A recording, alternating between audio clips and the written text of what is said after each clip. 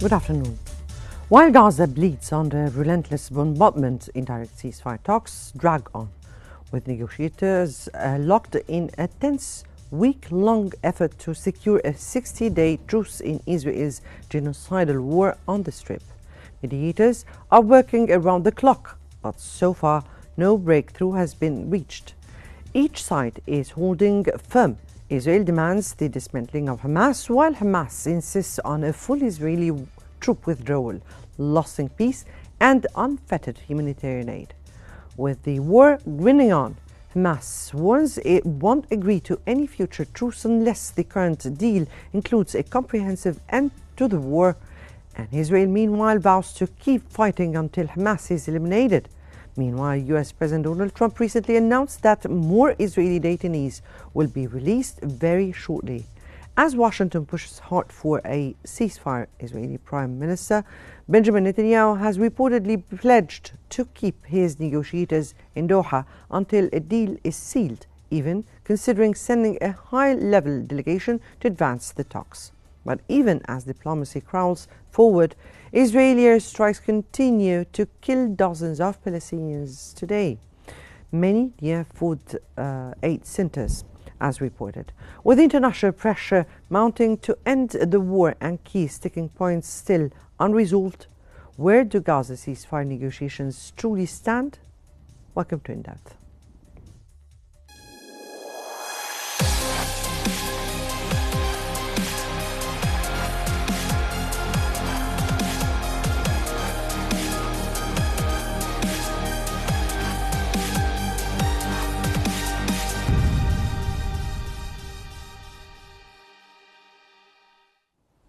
Amid intensifying U.S. pressure to reach a ceasefire deal in Gaza, Trump announced late Friday that 10 more Israeli detainees will be released very shortly, according to The Guardian.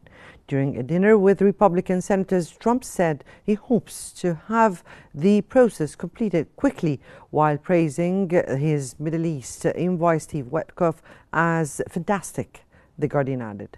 Negotiators from both sides have been engaged in indirect talks in Qatar since July 6th, attempting to agree on a 60-day truce. However, no breakthrough has been reached, with each side continuing to trade blame for blocking a potential deal. As part of the proposed agreement, 10 Israeli detainees would be released, along with the bodies of 18 others spread out over 60 days. In exchange, Israel would release a number of Palestinian detainees.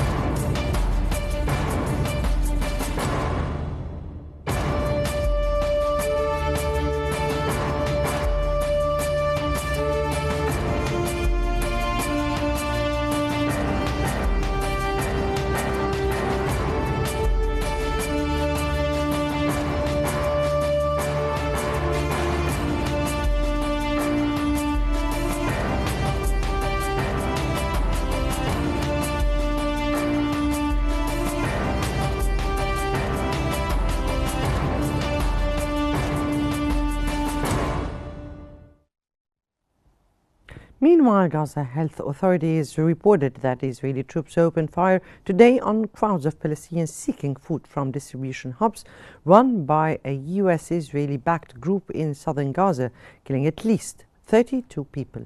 According to the New York Times, this appears to be the latest episode of violence connected to a new and deeply contentious food distribution system in Gaza that was introduced by Israel nearly 2 months ago. The United Nations said this week that more than 670 Palestinians had been killed near sites built under the system. Since its implementation in late May, the Israeli military has mandated the Gaza Humanitarian Foundation to distribute food from a handful of sites in areas under Israeli control. However, aid groups say the system has turned food seeking into a near daily death trap because it brings crowds of desperate civilians into regular proximity of Israeli troops. The newspaper added that Israeli soldiers have repeatedly fired in recent months at Palestinians approaching the foundation's food distribution points, seemingly as a crowd and lethal form of crowd control.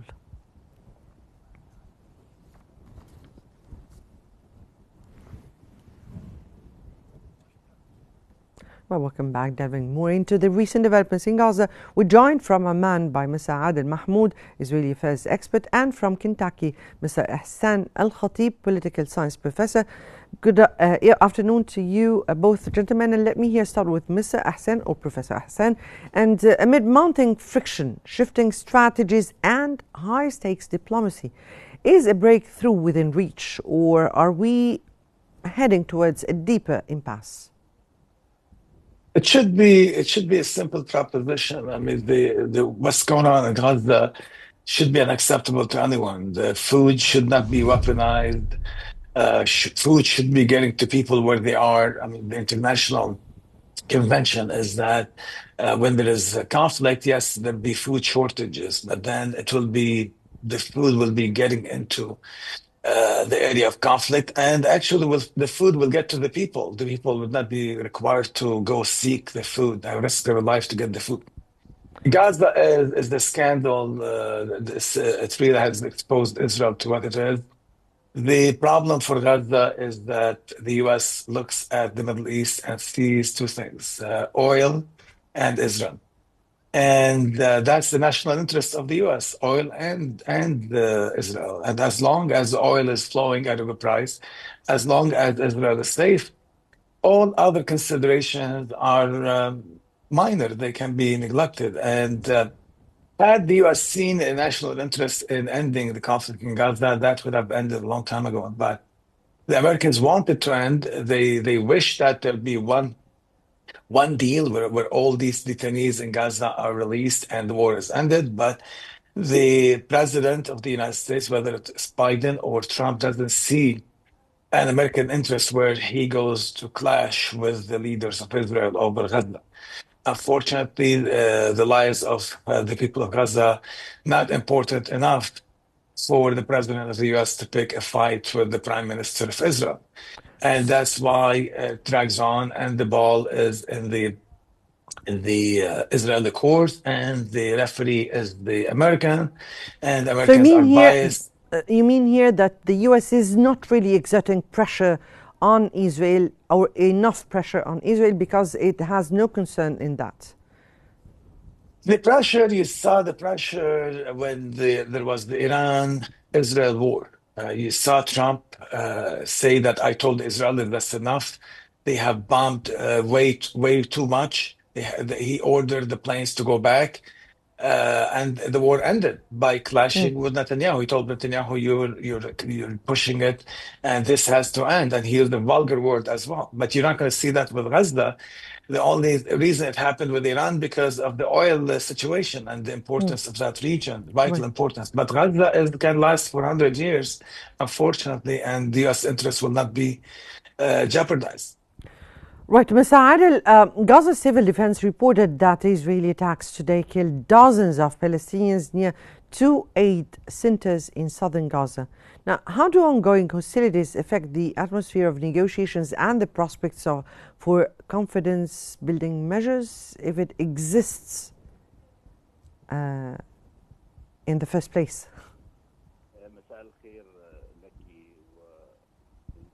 Good afternoon to you and to the viewers, and of course the honorable guest. In my opinion, the war in Gaza at the moment, with the delayed political solution, there is a U.S. interest, U.S.-Israeli interest that is not met yet, which is the displacement of the Gazan population, and approaching the Israeli and U.S. interests. If the U.S. intervened as it did in Syria, the situation would have been solved. But Israel wants now the Syrian south when Israel crossed this red line that the U.S. drew, the U.S. intervened and imposed a ceasefire. What is happening in Gaza, on the other hand, is different. Gaza was the beginning of the conflicts in the region, and meaning that uh, Israel is drawing new borders and a new Middle East, and this is what is being proposed at the moment. Temporary truce, temporary deals to only meet certain goals. There is no will to push the Israeli side to a permanent end to the war. The gold bank is completely now depleted for Israel, and they did not reach a point of understanding or a point of truth so far, as what is happening behind closed doors. Contrary to all the scenarios being promoted in the media, the goal of all of that is to a 60-day deal in Gaza and to only solve problems on different fronts in the region and direct a different and another strike to Iran. This is all to draw a new de facto in the region, new Iraq, new Yemen. It's a daily fighting now in different fronts. This is another thing impacting the negotiations, the continuing war. The goal here is to displace and force the Palestinian population out. Right now it's internal displacement, but later it's going to be out of the Gaza territory. The post-war scenario is not very clear yet. This is my reading to the current situation. The ultimate goal is to displace the entire population out, and this is the most strategic goal: a divided Gaza and a true U.S. existence on the ground, a new authority. Not including Fatah or Hamas, disarming Hamas and ruling out the leadership of Hamas. These are the announced goals, but in my opinion, the Israeli mentality has strategic planning. They are able to launch a ground offensive and occupy Gaza fully, but they are stalling to achieve their goals in the region as a whole, to keep escalating step by step. If the war in Gaza stops, the Houthi will stop striking, they will go back, and there will be stability in the region, and Hamas will go back to rearrange their internals, and that's why Israel is stalling the current situation. They want the situation of depletions to continue. Now the US is saying that they want a deal done, but behind the closed doors, this is not what is happening. They want to open new fronts.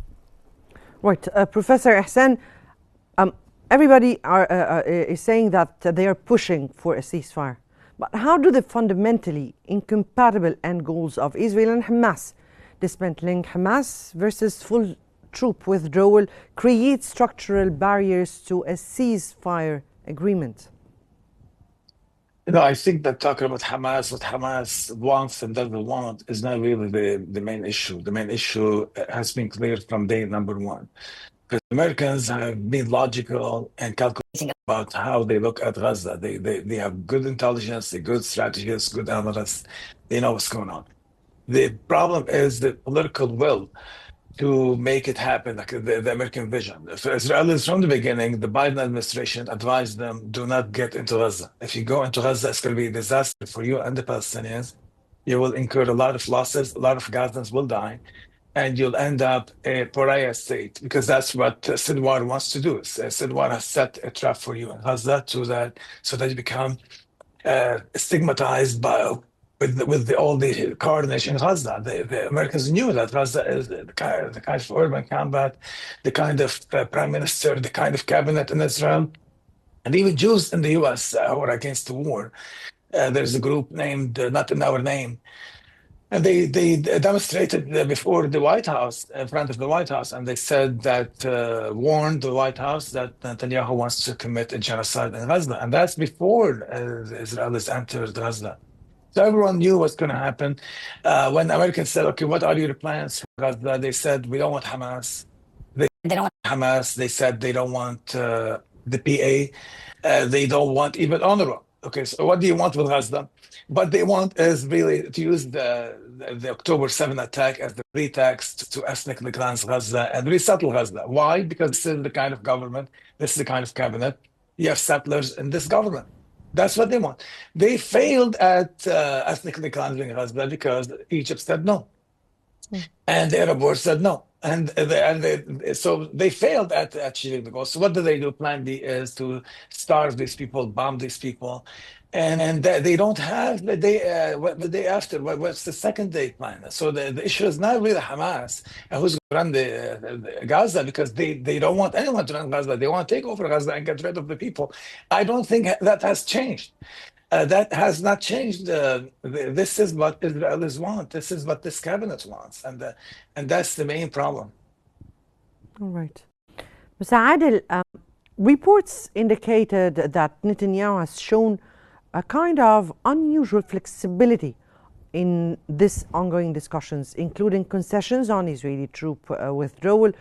Now, officials believe this shift is part of an election strategy as his government moves forward minority status. Now, how long might Netanyahu exploit the war for political gain, and do you think he will succeed in maintaining his coalition?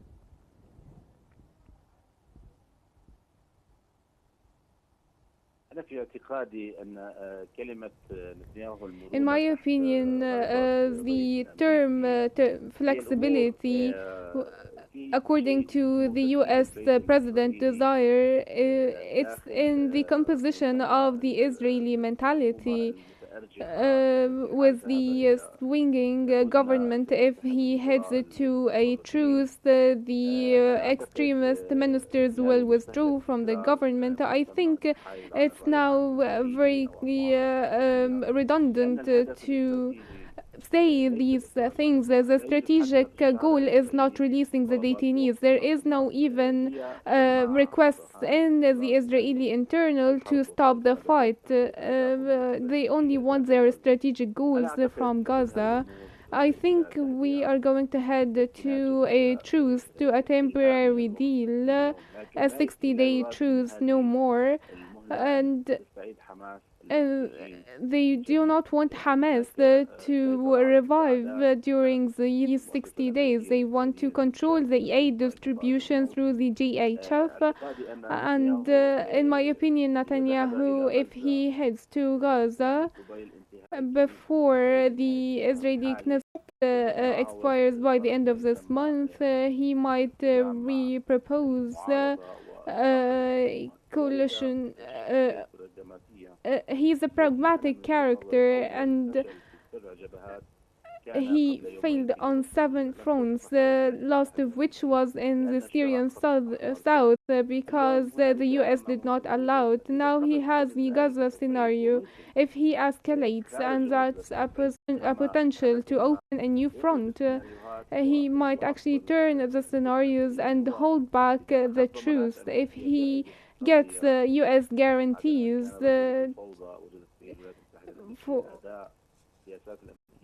and to apply the US policies led by Washington in the region, I think there we will see some kind of seriousness towards a truce.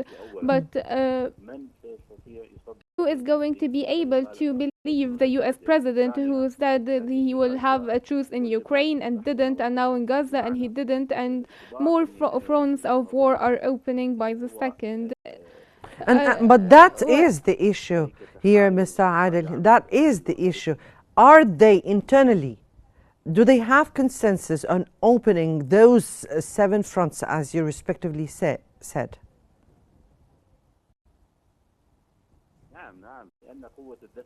Yes, because the U.S. pressure is strong. Israel has gains and strategic goals from the region to impose a new de facto.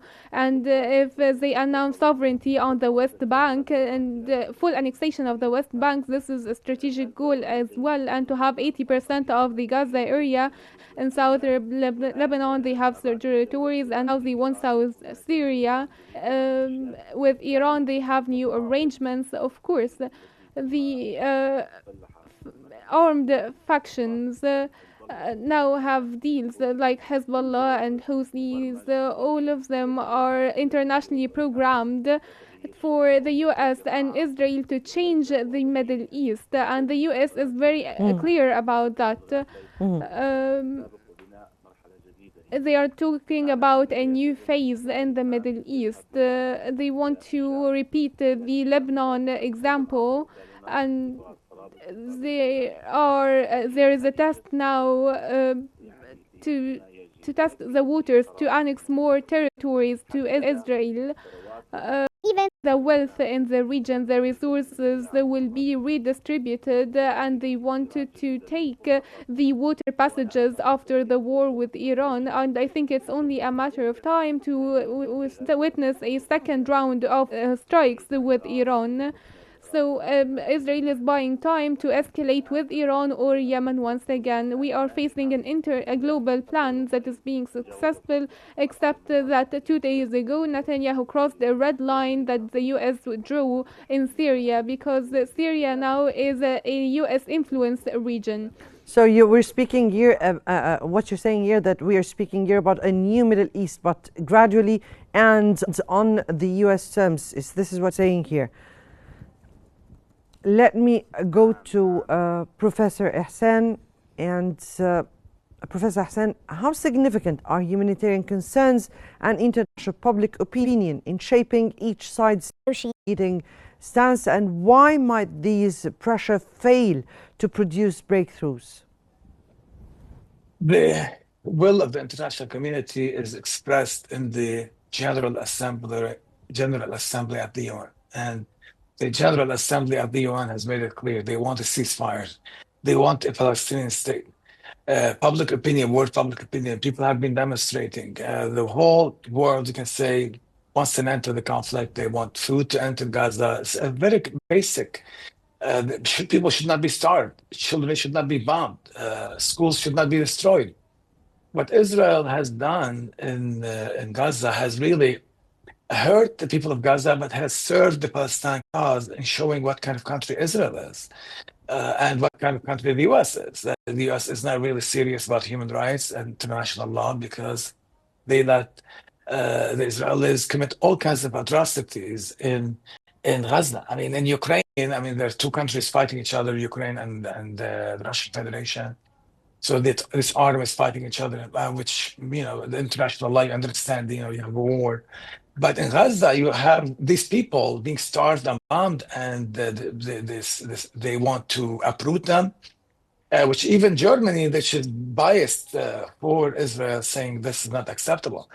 The problem is that the United States is the superpower.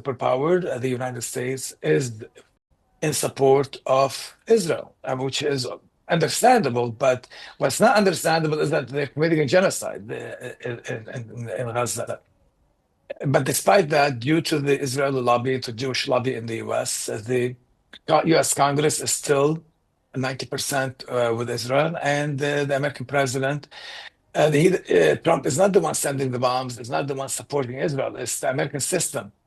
And the Congress is in charge of the US government. That is fully on Israel's side, committing all crimes and full support. So it doesn't matter what anyone wants. Can you imagine? The International Criminal Court charges Netanyahu, and then the US goes after the court. Can you imagine? Like, there's the criminal, who somebody charged with a crime, and instead of getting the criminal, the US is going after the court. The UN human rights, her name Francesca, I can't remember her last name. The U.S. is going after her for saying Israel is committing crimes and starving people and violating human rights. So it's just a bizarre situation that crimes are committed, human rights are violated. Instead of the U.S. doing something about it by remedying the situation, the U.S. is going after people who are saying, and institutions that are saying that these things are happening. So it's really the U.S. is the problem here, and it doesn't matter what anyone wants. I mean, there are a lot of people talk about what's Egypt doing, what's Lebanon doing, what's Syria doing, what's China doing, what's the EU doing, what's Canada doing, when there is obviously a genocide in Gaza. It doesn't matter how you feel about Hamas. I worry about the Palestinian people. Children should not be starved. Children should not be bombed. Food should not be used as a weapon. Trucks should not be waiting at the border to enter to feed people. So it's not like Israelis have to feed the Palestinians. Israelis are preventing the world from feeding the Palestinians. And that should be shocking. But by the end of the day, it's the logic of power and the U.S. support of Israel. That's the issue. Right. Let me go here to Mr. Adel. And Mr. Adel, you said respectively that there is a will to change or to make a new Middle East. But given reports that Trump aligns with Israel's most hardline positions in the war against the Palestinians, do you think any potential deal could lead to a permanent end to the war, considering ongoing U.S. support for Israel?